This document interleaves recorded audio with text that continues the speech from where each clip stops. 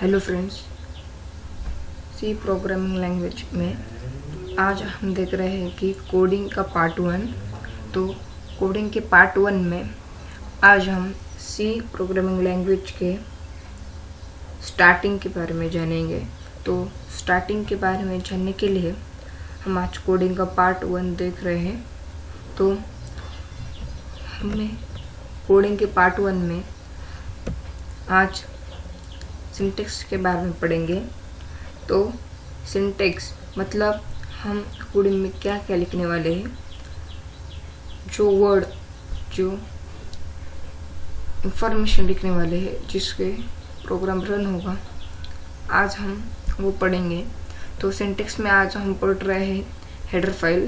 तो header file में hash include ये greater sign like we said math studio.h hash include कोने.h और फिर बाद में ये मेन आता है और उसमें करली ब्रैकेट आते हैं। करली ब्रैकेट के अंदर हम जो लिखते हैं वो उससे करली ब्रैकेट का बहुत यूज़फुल होता है, क्योंकि बिना करली ब्रैकेट के हमारा प्रोग्राम रन नहीं होगा, क्योंकि वो एक एरर दिखाएगा। तो करली ब्रैकेट हमने इसलिए लगाए हैं। और आज हम हेडर फाइल के बारे में पढ़ रहे हैं कि वो क्या है। तो हम इसे बाद में समझेंगे, मैं आपको बता रहा हूँ ये, और आप ये सब लिखें, अपने ये कॉपी कर ले अपने लैपटॉप में और नोटबुक में और कंप्यूटर में, क्योंकि बाद में हम जब प्रोग्राम बनाएंगे तब आप उससे मैच कर लेना कि मैं आपको जो बता रहा हूँ उसे प्रोग्राम रन होगा कि नहीं।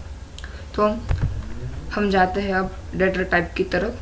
तो डेटा टाइप में हमें दो पार्ट देखने को मिलते हैं, प्राइमरी डेटा टाइप और secondary data type. Primary data type में कैर, इंट, फ्लोट और डबल आता है, ये 4 वेरिएबल आता है। और सेकेंडरी डेटा टाइप में हमें देखने को मिलता है कि अरे, पॉइंटर, स्ट्रक्चर एक्सेट्रा। तो हम देखेंगे कि प्राइमरी डेटा टाइप में कैर, इंट, फ्लोट, डबल क्या होता है। तो चलो देखते हैं। तो जैसे कि आपको स्क्रीन पे नज़र आ रहा होगा कि डेटा टाइप ऑफ वेरिएबल मैंने लिखा है और कैर का एग्जांपल मैंने लिया है। तो कैर में हम जैसे कि कर सकते हैं एग्जांपल लाइक ABC। इंट में हम 1 2 3, फ्लोट में हम कर सकते हैं एग्जांपल लाइक 1.2 और 2.4। इसे वेरिएबल सेव कर सकते हैं, इसे हम यूज़फुल देख सकते हैं। कैर से मदद से बनने वाले वेरिएबल को 1 बाइट में वेरिएबल मिलती है, इंट से मदद से बनने वाले को 2 बाइट मिलते हैं, फ्लोट को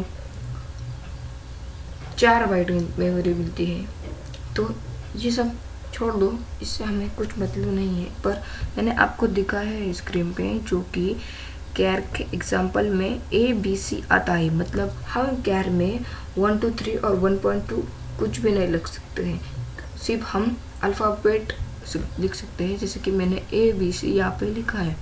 तो इंट में हम देखेंगे एग्जांपल जैसे कि 1 2 3, तो हम इंट में 1 2 3 4 5 to 600 तक लिख सकते हैं, पर हम उसमें एक भी पॉइंट नहीं लगा सकते।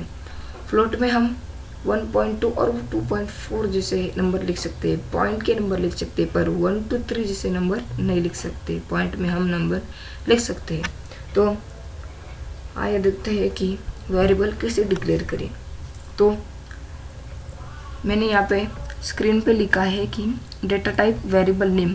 तो वेरिएबल डिक्लेयर करने के लिए जब हम डेटा टाइप और वेरिएबल नेम लिखते हैं, हमें आगे सेमीकोलन देने की ज़रूरत होती है। बिना सेमीकोलन के हमारा प्रोग्राम रन नहीं होगा। जैसे कि मैंने एग्जांपल लिया है इंट x सेमीकोलन। जब हमने इंट x लिखा तो हमारा प्रोग्राम रन नहीं होगा, क्योंकि वो एरर दिखाएगा, और उसके बाद हमने सेमीकोलन लगा दिया तो वो एरर नहीं दिखाएगा। उसके बाद हम देखेंगे कि इंट नंबर, मैंने और एक एग्जांपल लिया है इंट NUM। और उसके बाद सेमीकोलन दिया है तो वो प्रोग्राम रन हो सकता है। और मैंने लिखा कि इंट एंड माय नेम और सेमीकोलन नहीं दिया तो वो प्रोग्राम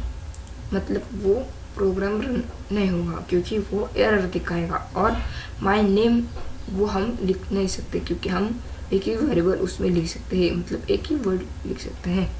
तो आइए देखते हैं, बाद में हम डेटा टाइप हमारा हो गया तो हम देखते हैं अब रिमेंबर इम्पोर्टेंट थिंग्स। तो रिमेंबर इम्पोर्टेंट थिंग्स में हम देख रहे हैं प्रिंटफ के बारे में। तो प्रिंटफ क्या है? तो printf use to print the character, result और आउटपुट। हम प्रिंटफ स्क्रीन पे कुछ प्रिंट करने के लिए यूज़ किया जाता है जो रिजल्ट आउटपुट दिखाता है। और scanf use to read character और वैल्यू असाइड। स्कैनफ एक कैरेक्टर रीड करने के लिए होता है और वो वैल्यू असाइन करता है। तो उसके बाद मैंने आपको बताया था कि हम देखेंगे इंट, कैर, स्ट्रिंग, फ्लोट बाद में। तो ये स्ट्रिंग मैंने सेकेंडरी मेमोरी का लिया है। तो ये 4 हमें प्रोग्राम में बहुत यूज़फुल होने वाले हैं। हमें ये 4 प्रोग्राम में हमेशा यूज़फुल होंगे। तो इंट मतलब इंटीजर में हम %d लगाते हैं, ये आपको ध्यान में रखना है। आप ये सब एक कॉपी कर लें। कैर में हम %c का यूज़ करते हैं, स्ट्रिंग में हम %s का यूज़ करते हैं, फ्लोट में हम %f का यूज़ करते हैं। आप ये सब ध्यान में रखें। तो अब हम जाते हैं हेडर फाइल्स की तरफ। तो मैंने आपको बताया था कि हम ये बाद में देखेंगे। तो अब हम ये देख रहे हैं हेडर फाइल्स क्या है। तो हेडर्स फाइल में आप जैसे कि देख रहे हैं कि हेडर फाइल्स में आता है #include conio.h और #include studio.h। तो हम ये प्रोग्राम में लिखने के लिए बहुत ज़रूरी होता है। इन दोनों में से एक लिखा तो भी चलेगा, प्रोग्राम तभी भी रन होगा, और एक भी नहीं लिखा तो प्रोग्राम रन नहीं होगा, क्योंकि ये मेन फंक्शन है। तो उसके बाद हम जाते हैं सेमीकोलन की तरफ। मैंने आपको बताया था कि मैंने आपको एग्जांपल दिया था कि इंट x के बारे में, उसमें बाद में सेमीकोलन आता है तो उससे बिना प्रोग्राम रन नहीं होगा, क्योंकि सेमीकोलन लगाना ज़रूरी है। तो उसके बाद हम देखते हैं कर्ली ब्रैकेट की तरफ, ओपन एंड क्लोज ब्रैकेट। तो ये कर्ली ब्रैकेट है।